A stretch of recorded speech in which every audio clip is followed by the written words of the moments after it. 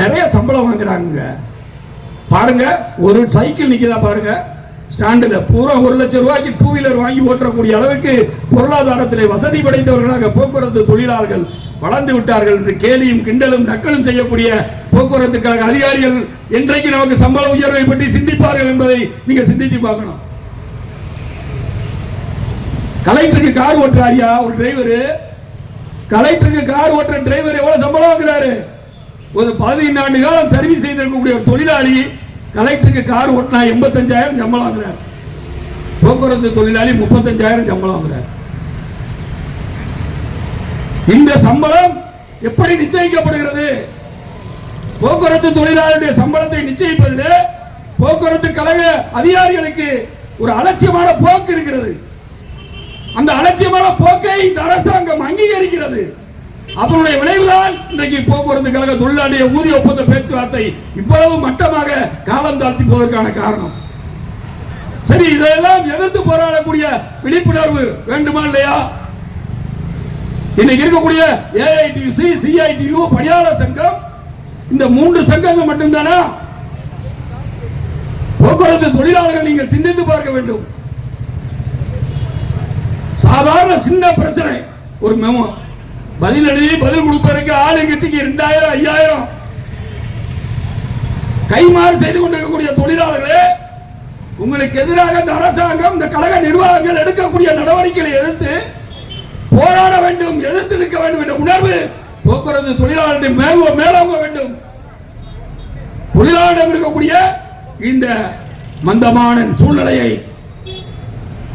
கழக நிர்வாகங்கள் பயன்படுத்துது. போக்குவரத்து கழக ஒப்பந்தத்தில் சேதார தொகை டேமேஜ் ரெக்கவரி 5%, ஒப்பந்தத்தில் 12 செட்டில்மெண்ட்ல போடப்பட்டிருக்கு. ஆனால் ஒரு 15 நாளைக்கு முன்னாடி மதுரையில் ஒரு அதிகாரி பேப்பர் கொடுக்குறான், 18,000 கட்டினா டூட்டி. புது வண்டி, அந்த வண்டி டயர் பஞ்சர் ஆயிடுச்சு, டயருக்கான தொகை 18,000 கட்டினா தான் டூட்டின்றான். எவ்வளவு அராஜகமான போக்கு!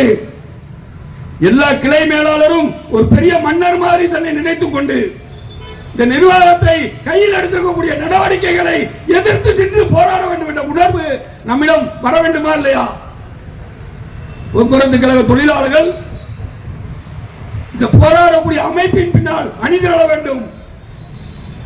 பல்லவன் நிர்வாகம் மட்டுமல்ல, ஆனா தமிழ்நாட்டிலேயே அதிகமான தண்டனை கொடுக்கக்கூடிய நிர்வாகம் பல்லவன் நிர்வாகம். அதிகமான தண்டனை. படியிலிருந்து ஒருத்தர் விழுந்துட்டாரு, உயிர் பலி விபத்து. கண்டக்டருக்கு 2 வருஷம் வித்து குமுல்டிவ், டிரைவருக்கு 2 வருஷம் வித்து குமுல்டிவ். திரண்ட பயனுடன் 2 ஆண்டு ஊதிய உயர்வு நிறுத்தம். இந்த கண்டக்டர் மதுரைக்கு வந்துட்டாரு.